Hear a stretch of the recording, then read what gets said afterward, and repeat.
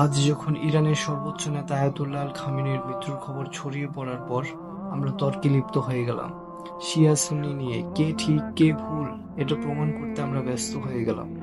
আপনার উচিত এই হাদিসটি শোনা, যেখানে হযরত মুহাম্মদ সাল্লাল্লাহু আলাইহি ওয়াসাল্লাম সাহাবায়ে কেরামদেরকে বলেন, অতি শীঘ্রই এমন সময় আসবে যখন বিভিন্ন জাতি ও ইসলামের শত্রুরা ইসলামের উপর এমন ভাবে ঝাঁপিয়ে পড়বে যেমন ভাবে ক্ষুধার্ত ব্যক্তি খাবারের দস্তরখানের উপর ঝাঁপিয়ে পড়ে। তখন সাহাবায়ে কেরামরা জিজ্ঞাসা করলেন, ইয়া রাসূলুল্লাহ, আমরা কি সংখ্যায় কম থাকবো?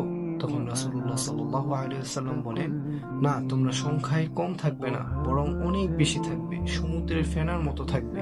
কিন্তু আল্লাহ তাআলা শত্রুদের অন্তর থেকে মুসলমানের ভয় উঠিয়ে দিবেন এবং মুসলমানের অন্তরে ঢুকিয়ে দেবেন ওয়াহন।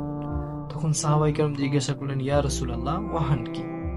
তখন আল্লাহর রাসূল সাল্লাল্লাহু আলাইহি ওয়াসাল্লাম বললেন, ওয়াহন হলো দুনিয়ার প্রতি ভালোবাসা এবং মৃত্যুকে অপছন্দ করা। রাসূল সাল্লাল্লাহু আলাইহি ওয়াসাল্লাম আরো বলেন, তখন মুসলমানদের মধ্যে আর ঐক্য থাকবে না, তারা বিভিন্ন দলে বিভক্ত হয়ে যাবে, ৭০ থেকে ৭২টি ফিরকা তৈরি হবে এবং তাদের মধ্যে ঐক্য থাকবে না। তাই এখন সময় তর্ক বিতর্কের নয়, এখন সময় ঐক্য হওয়ার। আমরা ঐক্য হই।